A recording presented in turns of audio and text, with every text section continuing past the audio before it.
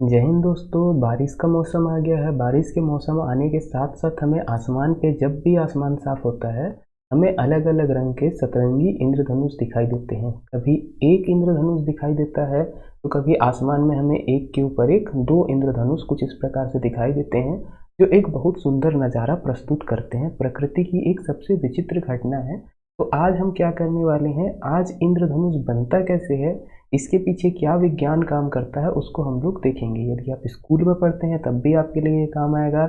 यदि आप किसी प्रतियोगी परीक्षा पे पढ़ रहे हैं, प्रतियोगी परीक्षा की तैयारी करते हैं, तो भी ये वीडियो आपके लिए काम का है। और यदि आपको एक सामान्य जानकारी चाहिए तब भी ये वीडियो आपके काम का आने वाला है। तो इंद्रधनुष बनने के पीछे क्या साइंस है, यदि हम जाएं तो साइंस के पीछे अगर हम जाएंगे तो तीन घटनाएं काम करती हैं।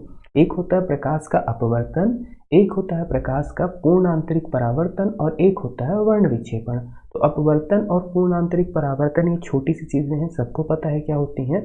प्रकाश के वर्ण विक्षेपण की यदि बात की जाए तो क्या होता है, जैसे हम सभी को पता है प्रकाश जैसे हम देखते हैं तो सफ़ेद रंग का वो दिखता है। कुछ इस प्रकार से प्रकाश हमारा सफ़ेद रंग का दिखता है, बट एक्चुअल में ये प्रकाश हमारा 7 अलग अलग रंगों से मिलकर बना होता है।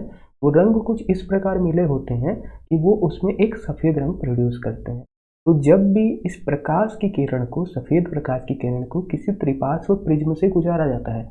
त्रिपार्श्व प्रिज्म का मतलब क्या होता है, एक ऐसा प्रिज्म जिसके 3 फलक हों, 3 फलक से बना हुआ हो। त्रिभुजाकार प्रिज्म होता है, लंबा रहता है। तो जब भी सफ़ेद प्रकाश की किरण इस प्रिज्म से गुजरती है तो प्रकाश अपने 7 मूल रंगों में विभाजित हो जाता है कुछ इस प्रकार से, और हमें एक सतरंगी प्रकाश 7 अलग अलग रंगों का प्रकाश जो है प्राप्त होता है। और यही प्रकाश जो है जब हमारा बारिश की बूंदों से गुजरता है तो इंद्रधनुष का निर्माण करता है। कुछ इस प्रकार से हमको समझना रहेगा। तो ये एक्चुअल में होता क्यों है, तो जो प्रकाश की किरणें हैं, अलग अलग रंगों की किरणें, उन सब की गति अलग अलग होती है। जब प्रकाश किसी प्रिज्म से गुजरता है तो जो उनका अपवर्तन है, किरणों का अपवर्तन है, वो अलग अलग एंगल पे होता है। जिसपे बैगनी रंग जो सबसे नीचे की तरफ है, बैगनी रंग सबसे ज़्यादा विचलित होता है। सबसे ज़्यादा अगर डिफ्लेक्शन किसी पे देखा जाएगा तो बैगनी रंग में होता है।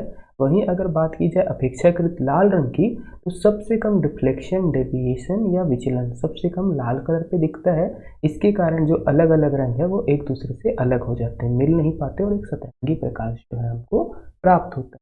यही घटना को यदि हमको इंद्रधनुष बनने पर देखना है तो हमें बारिश की बूंदें लेनी होंगी। तो पहले हम लेके आते हैं एक लड़के को।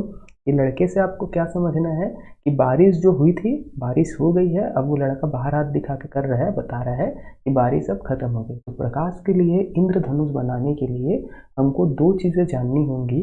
पहला क्या, इंद्रधनुष तभी बन सकता है जब बारिश रिसेंटली हुई हो, और दूसरा क्या, उसके बाद आसमान साफ हो। आसमान साफ हो और हमें सूर्य दिखाई दे रहा।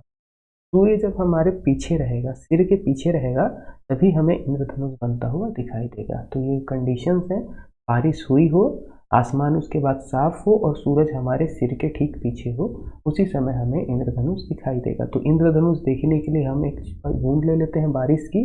ये दो बूंदों पे हमको काम करना है समझने के लिए। और एक बच्चा ले लेते हैं जो इस इंद्रधनुष की तरफ देखेगा। चलिए, तो बारिश की बूंदें जो हैं एक तरीके से हमारा प्रिज्म का काम करती हैं। प्रकाश की किरणें जो सफ़ेद रंग की हैं सूरज की, वो जैसे बूंद से टकराती हैं तो बूंद में अपवर्तित होती है, बूंद के अंदर घुसती है तो अपवर्तित होती है और उनका वर्ण विक्षेपण होता है। ये अलग अलग रंगों पे जो है बढ़ जाती है। इसमें जो 3 कलर हम पकड़ रहे हैं वो 3 कलर, सबसे ऊपरी कलर है लाल, सबसे निचला कलर है हमारा बैगनी, और इसके बाद एक मध्य का कलर है हरा। 7 रंगों पे नहीं काम कर रहे हैं, 3 पे भी करेंगे तो बनता वही चीज़ है। चलिए, तो पहला क्या होगा, अपवर्तन होगा, जिसमें आपको देखने को मिलेगा कि सबसे कम विचलन जो है लाल कलर पे हुआ है, और सबसे ज़्यादा विचलित हमारी रेखाएं जो है कौन सी हो रही है, बैगनी रंग की हो रही है, विचलित हो गई है। अब जैसे ये प्रकाश की किरणें बूंद में घुसी, अपवर्तित होके कायदे से, नियम से उनको बाहर की तरफ चले जाना चाहिए। बट यहाँ पर एक घटना होती है, प्रकाश का पूर्ण आंतरिक परावर्तन। प्रकाश की जो किरणें हैं बूंद के अंदर ही बाहर निकलने की जगह वापस परावर्तित हो जाती हैं, रिफ्लेक्ट हो जाती हैं, जिसको टोटल इंटरनल रिफ्रैक्शन कहते हैं। ये अंदर की तरफ जो है हमारी अपवर्तित हो जाती हैं और परावर्तित होकर वो वापस कुछ इस तरफ आ ऐसा। और इसके बाद जो है हमारी किरणें बाहर की तरफ निकलती हैं तो एक बार और प्रकाश का अपवर्तन होता है। इस प्रकार से जो हमारा बच्चा नेत्र पे देखेगा, अपने नेत्र पे जो बच्चे के दिखेंगे, हम अगर ऊपर की बिंदु की बात करें, ऊपर की बूंद की बात करें, तो जो बैंगनी कलर का प्रकाश है, बैंगनी रंग का प्रकाश है ऊपर की बिंदु का, वो बच्चे के जो रीच है, उसकी नज़र है, उसके बाहर चले जाता है। ऐसे ही नीचे कलर का जो लाल कलर का प्रकाश है, वो बच्चे के नेत्र के जो रीच है, उसके बाहर की तरफ चला जाता है। तो ऊपर की बिंदु उसको ऊपर की बूंद लाल कलर दिखाती है, ऐसे ही नीचे की बूंद उसको बैंगनी रंग दिखाती है। कुछ इस प्रकार से मिलेगा। तो बच्चा जो है हमें एक इंद्रधनुष बंध को देखते हुए दिखेगा या एक इंद्रधनुष बनेगा। यहाँ पर ध्यान देने वाली बात क्या है, ये लाल रंग यहाँ पर ऊपर की तरफ आता है और बैंगनी रंग यहाँ नीचे की तरफ आता है। ये वाला जो इंद्रधनुष हमारा बनेगा, ये काफ़ी चमकदार रहेगा और इस इंद्रधनुष को बोला जाता है प्राथमिक इंद्रधनुष। घटना में क्या क्या हुआ है, तो पहली घटना में प्रकाश का अपवर्तन हुआ, फिर पूर्ण आंतरिक परावर्तन हुआ, फिर अपवर्तन हुआ। मतलब 2 बार हमारा प्रकाश का अपवर्तन होता है और 1 बार पूर्ण आंतरिक परावर्तन होता है। इस प्रकार बने इंद्रधनुष को प्राथमिक इंद्रधनुष कहते हैं, जिसमें हमारा लाल रंग ऊपर की तरफ रहता है, बैंगनी रंग नीचे की तरफ। और इस प्रकाश का जो इंद्रधनुष बनेगा, ये ज़्यादा चमकदार दिखेगा। दूसरी घटना पकड़ते हैं, जो द्वितीयक इंद्रधनुष है, उसके बारे में समझेंगे। ऐसे ही प्रकाश का अपवर्तन अलग तरीके से हो सकता है। सेम कंडीशन रहेगी हमारी, जो लड़का है खड़ा रहेगा, बारिश जो है हुई है, उसके बाद बादल साफ हो गए हैं, मौसम साफ हो गए हैं, सूरज आपके सिर के जस्ट पीछे है। चलिए, प्रकाश की 2 बूंदें हमको फिर से लेनी है और साथ में एक बच्चे को लेना है जो उसको देख सके। प्रकाश की किरणें जो है सीधी आएंगी, बारिश की बूंदों से टकराएंगी, बारिश की बूंदों से टकराकर अंदर जाएंगी तो प्रकाश का परावर्तन होगा। साथ ही साथ वर्ण विक्षेपण, जिसके कारण वो अलग अलग रंगों में विभाजित हो रहा है।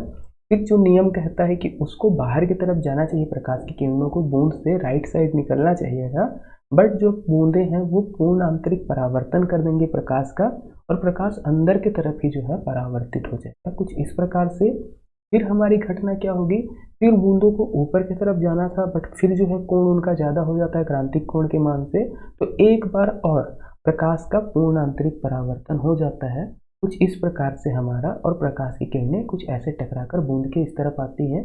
इसके पश्चात हमारी प्रकाश की किरणें जो हैं वो बाहर की तरफ निकल जाती हैं अपवर्तित होकर। तो ऐसी घटना में क्या हुआ है, देखिए, प्रकाश पहले आया तो एक बार अपवर्तित हुआ, फिर उसके बाद पूर्ण आंतरिक परावर्तन लगा, फिर पुनः एक बार पूर्ण आंतरिक परावर्तन लगा, उसके बाद फिर अपवर्तन हुआ। तो 2 बार अपवर्तन होता है और 2 बार पूर्ण आंतरिक परावर्तन होता है।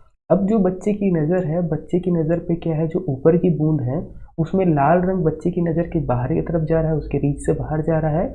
ऐसी जो नीचे की हमारी बूंद है उसमें बैंगनी रंग जो है रीछ से बाहर जा रहा है। तो जो इंद्रधनुष हमारा बनेगा, इस बार कुछ उल्टा बनेगा, लाल रंग इसमें नीचे की तरफ रहेगा और बैंगनी रंग ऊपर की तरफ। ये जो इंद्रधनुष है हल्का बनेगा। क्या क्या घटनाएं हुई हैं फिर से समझते हैं। 2 बार हमारा पूर्ण आंतरिक परावर्तन होता है और 2 बार अपवर्तन होता है। जो हमारा रंग मिलेगा वो बैंगनी रंग ऊपर की तरफ होगा, लाल रंग नीचे की तरफ होगा। तो ऐसे इंद्रधनुष को बोला जाता है द्वितीयक इंद्रधनुष। ये प्राथमिक इंद्रधनुष के हमेशा ऊपर की तरफ बनता है और ये हल्का दिखता है। यदि हम इंद्रधनुषों पे देखें वापस चित्र पे, तो आप देख सकते हैं जैसे ये प्राथमिक इंद्रधनुष का एक चित्र है, जिसमें लाल रंग ऊपर की तरफ है तथा बैंगनी रंग नीचे की तरफ है। यदि दोनों इंद्रधनुष की बात करें तो आपको इस तस्वीर पे दिखेगा, क्या दिखता है इस तस्वीर पे, एक प्राथमिक इंद्रधनुष जो नीचे की तरफ बना है, द्वितीयक इंद्रधनुष उससे बड़ा होकर ऊपर की तरफ बन रहा है। प्राथमिक इंद्रधनुष ज़्यादा चमकदार होता है, ज़्यादा चमकीला होता है, आकार में छोटा होता है। इसमें क्या होती हैं घटनाएं, तो प्रकाश का 2 बार अपना परावर्तन होगा, अपवर्तन होगा और 1 बार पूर्णांतरिक परावर्तन होगा। अदरवाइज हम सेकेंडरी इंद्रधनुष की बात करें तो उसमें 2 बार पूर्ण आंतरिक परावर्तन और 2 बार अपवर्तन होता है। सेकेंडरी इंद्रधनुष या द्वितीयक इंद्रधनुष ये ज़्यादा हल्का दिखता है, आकार में बड़ा होता है। यहाँ पे भी हम लोग देख सकते हैं एरो मार्क लगा हुआ है, वो द्वितीयक इंद्रधनुष को दिखा रहा है। प्राथमिक इंद्रधनुष जहाँ आप देखेंगे तो ये हमको ज़्यादा चमकदार दिखेगा। यदि आप छात्र हैं और इनका अगर आप अंतर देखना चाहते हैं तो अंतर आप यहाँ पे देख सकते हैं, हम लोगों ने करके रखा हुआ है प्राथमिक और द्वितीयक इंद्रधनुष में क्या क्या अंतर होते हैं। जैसे प्राथमिक इंद्रधनुष की बात करेंगे तो उसमें 2 बार अपवर्तन की क्रिया होगी, 1 बार पूर्ण आंतरिक परावर्तन होगा, प्रकाश का वर्ण विक्षेपण होगा, लाल रंग इसमें ऊपर की तरफ बनेगा तथा बैंगनी रंग नीचे। आपकी स्क्रीन पे बाएं साइड आपको दिखेगा ये चीज़। जो कोण बनता है इनमें रंगों का वो 40 से 42 डिग्री के मध्य होता है, जो मानव नेत्र पे पड़ता है। यही बात करी जाए द्वितीयक इंद्रधनुष की तो वो बीच में आपको दिख रहा होगा, इसमें क्या होते हैं, दो अपवर्तन होते हैं, दो पूर्ण आंतरिक परावर्तन होते हैं, प्रकाश का वर्ण विक्षेपण होता है, बैगनी रंग ऊपर की तरफ तथा लाल रंग नीचे की तरफ होता है। ये मानव नेत्र पे ज़्यादा कोण बनाते हैं क्योंकि इनका आकार बड़ा होता है, 50 से 52 डिग्री के मध्य ये रहता है। ऐसे ही हमको याद रखना है, द्वितीयक इंद्रधनुष हमेशा प्राथमिक इंद्रधनुष के ऊपर बनेगा और रंग इसका हल्का होगा। तो उम्मीद है आपको ये वीडियो पसंद आई होगी। अगर आपको वीडियो पसंद आती है तो आप लाइक कर दीजिएगा, जो हमारे चैनल है उसको सब्सक्राइब कर दीजिएगा और वीडियो को अधिक से अधिक लोगों तक शेयर कर दीजिएगा। धन्यवाद। जय हिंद।